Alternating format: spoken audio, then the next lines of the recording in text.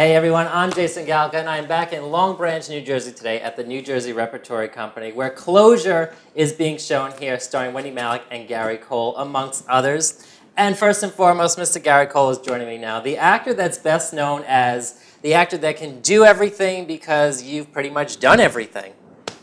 I would say that, sure.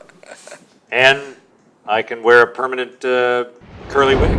And that's right, you know, Mike Brady back at the Brady Bunch movie. Right. Did they let you keep that wig after the movie? No, I destroyed it. I burned it. But as we were talking a little bit before we started rolling, I mean, women absolutely love your hair. They run their fingers through it. It looks like it's so Where is soft. this information coming from? This is what I'd like to know. The peanut gallery and behind us over here. We have the rest of the team behind us. No. None of these people back here are credible, so I wouldn't go with that information. No, but it's great to see you today. And Enclosure has just started several weeks ago. Every single night is sold out. It's playing until July 19th. Correct. Tell us about it. Tell us about your role. The play was written by Rick Dresser. I play a character named Roy Hadley, who is a detective in a, I guess, unidentified tropical island where there is a disappearance of a young girl. And to go any further than that in terms of the plot, because this is a play that is really heavy on plot, and we don't want to go into too many details because that's really what propels the play forward. So he develops a relationship with the mother of the young girl, played by Wendy, and that's really the backdrop of the play.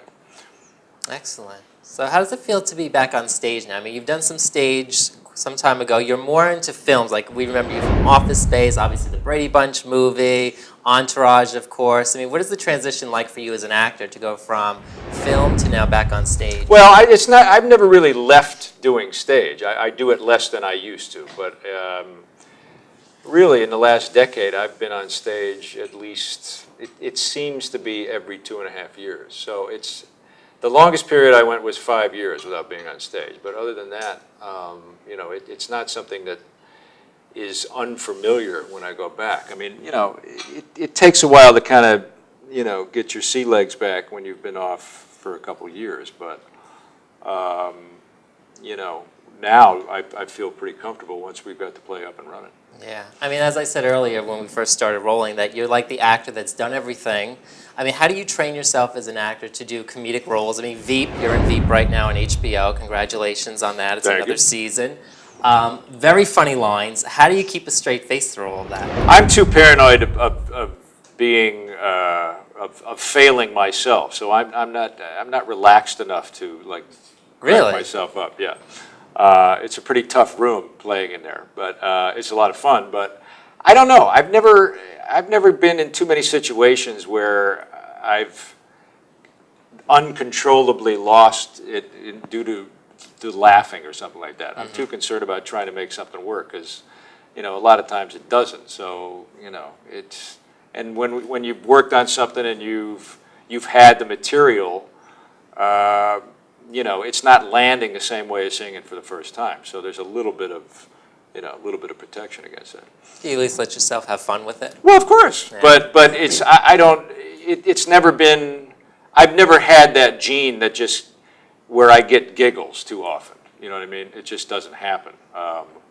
And I can never recall funny stories on the set, which is always a question that somebody has, and I never seem to think of any because I don't know. It's just not where my radar is.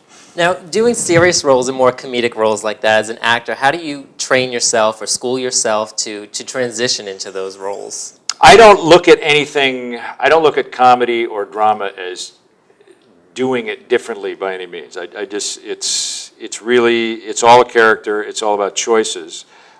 Comedy and drama that's really in the audience's hands. And so I never approach it differently. The only thing I think that is a distinction is, you know, comedy either works or it doesn't work. You know, drama can kind of work, or it can be disguised as something that's maybe working and be murky and, you know, nobody's really sure. But if something's not funny, it's not funny. If it's not funny, it's deadly. And so, you know, I think that's the only distinction. Do you have a preference? Would you rather do more comedy or more serious type of roles? No, I have no, but like I said, I don't, because I don't look at them differently, I'm not drawn to one or the other. I'm drawn to whatever material I think is good, unusual, and what I think will work, and what I think I will probably work in. That's what I'm looking for. It's a great way to look at it. And what better way to, pursue the stage than to be here at New Jersey Rep this month doing Enclosure, right? 3 cheers for New Jersey Rep. Yes. Hip, hip, hooray. So also in addition to Sing it out. We'll see them in a little bit. But also in addition to acting, I mean, you're also very involved in some charities. There are some charities close to your heart. What are they? I have worked in the past with Autism Speaks, which is based in Los Angeles, and still am a spokesman for a place called the Help Group, which is a organization that has 4 campuses now actually in Los Angeles for kids with any kind of delay, comprehension delay, anything on the spectrum having to do with autism, Asperger's, attention deficit disorder, anything like that. Because it's a growing issue.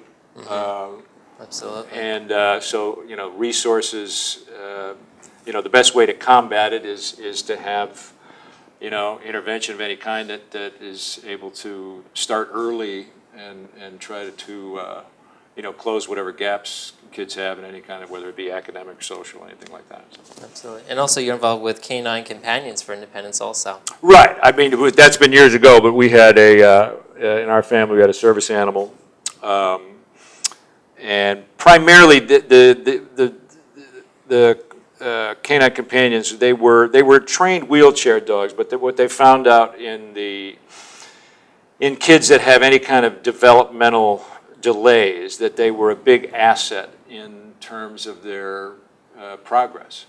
Animals of any kind, because it was a relationship that was non-judgmental. It was something to focus on, and it just, it helped in all kinds of really intangible ways that you wouldn't necessarily think of, up front. That's awesome. All right. Gary, thanks so much. You bet. What Thanks a for pleasure having to me. meet you. You too. Pleasure. Thank you. We'll be right back with more right after this at the New Jersey Repertory Company.